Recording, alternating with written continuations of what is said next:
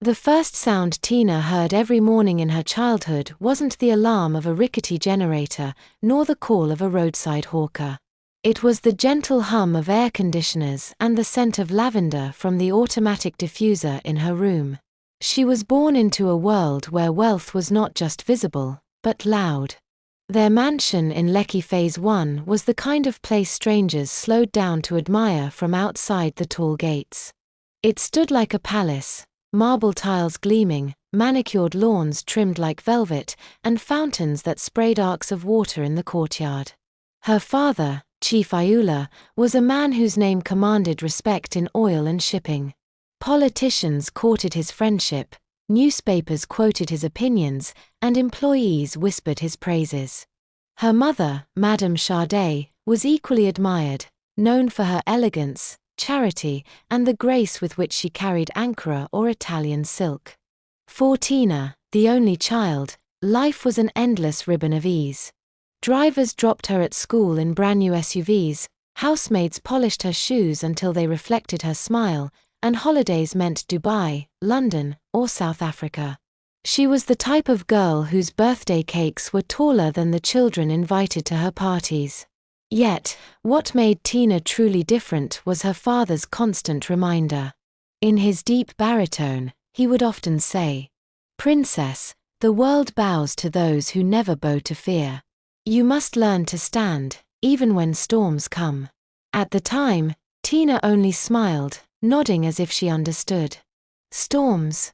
In her world of silk and chandeliers, storms were only the kind that beat against the roof while she curled up with hot chocolate. Her life was golden, untouched. And at 21, freshly returned from studying international business in London, Tina believed the world lay open before her like a buffet table. But life, like the Lagos rain, does not always give warning before it falls. Somewhere in the distance, the storm clouds had already begun to gather. The first whisper of trouble arrived like a rumor on Harmattan wind. Tina was at the dining table one evening, scrolling through her phone when she noticed her father staring at his untouched food. His usual booming laughter was gone. Madame Sade noticed too. "Chief, you haven't touched your aiguzi," she said softly, her eyes searching his face. Chief Ayula forced a smile. "I'm not hungry, Sade." But Tina caught the flicker of something rare in her father's eyes: fear. Within weeks, things turned upside down. Newspapers carried headlines about oil price crashes. Trucks lined up at depots, unpaid workers threatening strikes. For the first time in her life, Tina saw her father shout on the phone, slamming it down until the mahogany desk trembled. She heard her mother crying in her bedroom at night. "Daddy, is everything all right?" she asked one evening, lingering by his study door. Her father sighed heavily, rubbing his temples. "Princess, there are storms you cannot stop, only survive. But don't worry, I'll protect you." But storms don't listen to promises. By the end of the year, the banks came knocking. Court orders followed. Houses, cars, even her mother's jewelry, everything was seized. Once loyal friends avoided them at parties, calls went unanswered. The final blow came in one night of fire. Her parents had traveled to Abuja for an urgent meeting to salvage one last contract. Tina stayed behind in Lagos, pacing restlessly in the silent mansion. At midnight, her phone rang. A stranger's voice. A shaky breath. Then the words that cracked her world in two.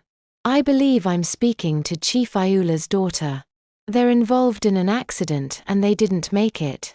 I'm sorry." She dropped the phone. The sound of her scream echoed through the empty halls, bouncing off marble and chandeliers, a cry that would haunt her for years. The next morning, newspapers reported it: tragic blaze on Loco Ja Abuja Road. Business tycoon and wife perish in fire. That day, her world seemed like it has ended.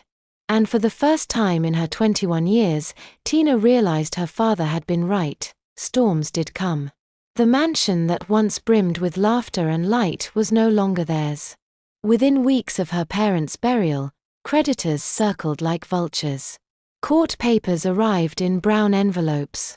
Auctioneers stormed the house, tagging furniture with chalk marks, sofas, beds, chandeliers, everything that had once seemed untouchable. One morning they came for the house itself. Tina stood at the gate, clutching a small suitcase.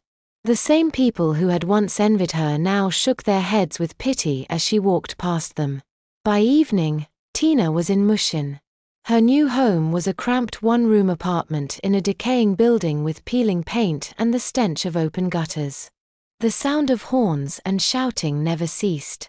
She shared the corridor with families of 6 squeezed into single rooms, their quarrels and laughter spilling into the night. For the first time, Tina cooked with charcoal pot. The smoke stung her eyes. She queued at the public tap for water. She fought mosquitoes that hummed like tiny enemies in the dark. Some nights, hunger twisted her stomach until tears slipped down her cheeks. She remembered the sparkling dining table at Lecky, the clink of silver cutlery, the laughter of her mother. Now, she ate Gary soaked with salt because sugar was a luxury. Her phone buzzed with messages, none offering comfort. Some relatives sent short, clipped texts. "Sorry, Tina. Everyone has their cross to carry." Others didn't reply at all. In her loneliest hours, Tina would sit before the cracked mirror on the wall. Her face was thinner, her eyes ringed with shadows. But she would lean close, whispering the same words over and over. "The sky will be blue again. Maybe not today. Maybe not tomorrow. But it will." It was not hope she felt, at least not yet. It was survival. And survival was all she had left. The first Monday she set out to find work, Tina ironed her only good dress, a navy blue gown she had worn to her father's business dinner years ago. It was slightly faded now, but still neat. She carried a brown file with her certificates, the papers that once guaranteed her future. She started with the banks on Broad Street. "We'll call you," they said with polite smiles that never reached their eyes. At the restaurants, they looked at her polished English and shook their heads. "You're overqualified, madam." At the boutiques, they sized her up suspiciously. "We don't have vacancy." By evening, her feet ached from walking. The Lagos sun had roasted her skin, and her purse still held every CV she had printed. Weeks passed, and rejection became her shadow. Even neighbors in Mushin began to whisper, "See the former princess. She no get work. She go soon return to begging from men." But Tina refused to bow. When hunger pressed her hardest, she made a choice that stripped away the last of her pride. With a small loan from a sympathetic neighbor, she bought cartons of bottled water and began hawking in Lagos traffic. She stood between cars on Ikorodu Road, the sun burning her neck, shouting, "Pure water. Bottle water." Drivers glanced at her with curiosity. Some recognized her face. A child even pointed once. "Mummy, I assent that the girl who used to be in Bellani JA magazine." Tina's cheeks burned, but she swallowed her shame. Hunger was a greater enemy than gossip. At night, back in her room, she switched on an old laptop gifted by a neighbor's son. Its battery barely held an hour, and NEPA light was like a miracle, but still she studied. She downloaded free PDFs on digital marketing, watched grainy YouTube tutorials, and scribbled notes by candlelight. Her first attempts online were disasters. She bid for jobs on freelance platforms, only to be scammed. A client once vanished without paying after she spent sleepless nights on his work. Another called her a useless African girl. She cried, but never quit. Every failure, she whispered in the mirror, "This is not the end. The sky will be blue again." Her body grew thinner, her eyes harder. But inside, something was sharpening, a resilience she had never needed in her golden childhood. Storms were still raging. But Tina was beginning to learn how to fight. It was a Tuesday afternoon in Yaba, and Tina was sitting on a low stool outside a cybercafe. She had just lost another online gig. The client had stopped replying to her messages after receiving her work. Her laptop battery had died mid-search, and NEPA had struck again. For a moment, she considered quitting. Just quitting everything. What's the point? She muttered, staring at the dusty road. Children chased each other nearby, traders shouted prices, and Danfo buses honked impatiently. Lagos was alive, but Tina felt dead inside. Her phone buzzed. A strange number. "Hello, is this Miss Ayula?" A woman's voice asked. Tina's heart skipped. She hadn't heard that surname used respectfully in years. "Yes. It's me. This is Amaka, from House of Dulce fashion brand. I saw some of your social media posts. Are you available to handle our Instagram page?" For a second, Tina thought it was a prank. She looked around as if someone was watching her. "Yes," she stammered. "Yes, I'm available." The pay was small, barely enough to cover rent, but to Tina, it was life itself. She worked as if it was the most important job in the world. She studied their brand, wrote captions late into the night, and designed graphics using free apps on her weak laptop. She even borrowed a neighbor's Wi-Fi to upload posts. Within 3 months, House of Dulce's sales doubled. Customers began tagging the brand, influencers reposted their designs, and the owners were thrilled. "Tina, you're a genius," Amaka said over the phone one evening. "How did you do it?" Tina smiled through tears. "Hard work. And faith." Word spread. Another small boutique in Sayulita called. Then a catering service. Then a startup selling natural hair products. Each client was like a brick, and slowly Tina began to build something solid.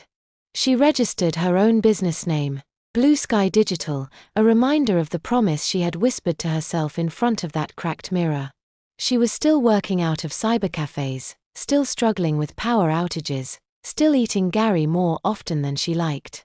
But for the first time in years, she felt it, hope, fragile but real. And as she lay in her small bed one night, staring at the patched ceiling, she muttered not with desperation, but with conviction. "The sky is clearing.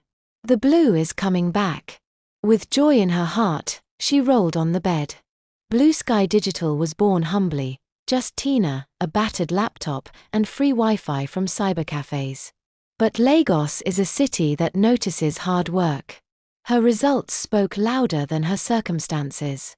By the end of her first year, Tina had managed campaigns for over 10 small businesses.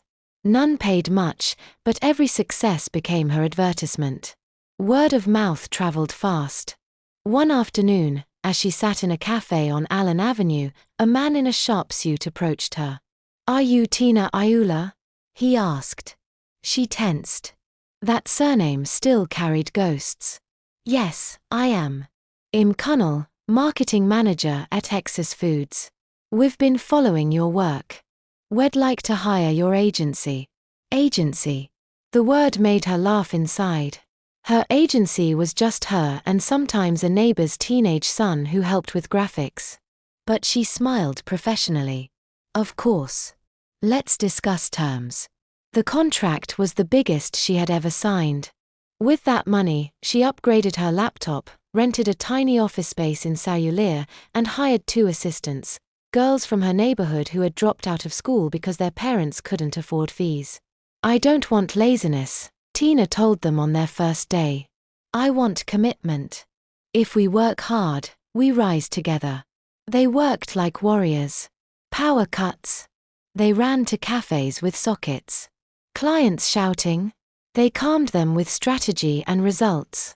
Hunger. They shared bowls of rice bought from Mama Put, laughing at their struggles. Blue Sky Digital's name began to spread beyond Lagos. A company in Nairobi reached out, then one in Johannesburg.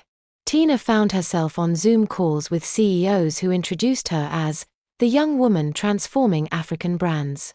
But growth wasn't easy. There were days she thought of giving up, when clients delayed payments, when staff broke down in tears from exhaustion, when bills piled higher than profits. Yet each time, Tina remembered her father's words. The world bows to those who never bow to fear. She refused to bow. 9 years after her parents' deaths, Blue Sky Digital had a staff of 50. The girl who once hawked water in traffic now spoke at business conferences.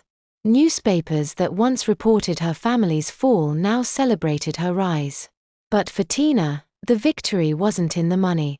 It was in the faces of the young women she employed, girls who now paid their school fees, supported their families, and dared to dream again. Her story was no longer just about survival. It was about resurrection. It was a clear Friday morning in Lagos. For once, the city's usual haze seemed thinner, the ocean breeze sweeping over Victoria Island with unusual gentleness. Tina stood at the floor-to-ceiling glass window of her new office. Blue Sky Digital now occupied 2 full floors of a high-rise, the kind of building she used to admire from afar when she hawked bottled water in traffic. Behind her, her staff moved about with quiet efficiency: designers, marketers, interns, all people who once doubted their futures but now carried themselves with confidence. A framed plaque on the wall read, "African Businesswoman of the Year." She had received it only a week ago in Johannesburg. But Tina barely noticed the plaque. Her eyes were fixed outside through the window. Her secretary, a young woman she had personally trained, entered the office. "Ma, the press is waiting downstairs for your interview." "I will be there shortly," Tina replied softly. When the door closed, Tina allowed herself a moment. She closed her eyes and let the memories wash over her: her father's booming laughter, her mother's gentle touch, the fire that stole them, the hunger, the ridicule, the tears in a cracked mirror, the nights of whispering hope to herself. She whispered now, as if speaking to the ghosts of her parents. "I told you. The sky will be blue again." Her voice broke, and tears slid down her cheeks. Not tears of sorrow, but of victory. With a steady breath, she straightened her jacket and wiped her eyes. It was time to face the cameras, not as the fallen heiress of Chief Ayula, but as Tina Ayula, the woman who rebuilt from ashes. As she stepped into the elevator, her reflection caught in the polished doors. She smiled. The princess who once lived in marble halls was gone. In her place stood a queen forged in fire, clothed in resilience. Thanks for listening. I hope you enjoyed it as much as I enjoyed telling it. Don't forget to subscribe, like, comment and share. Don't miss our next adventure.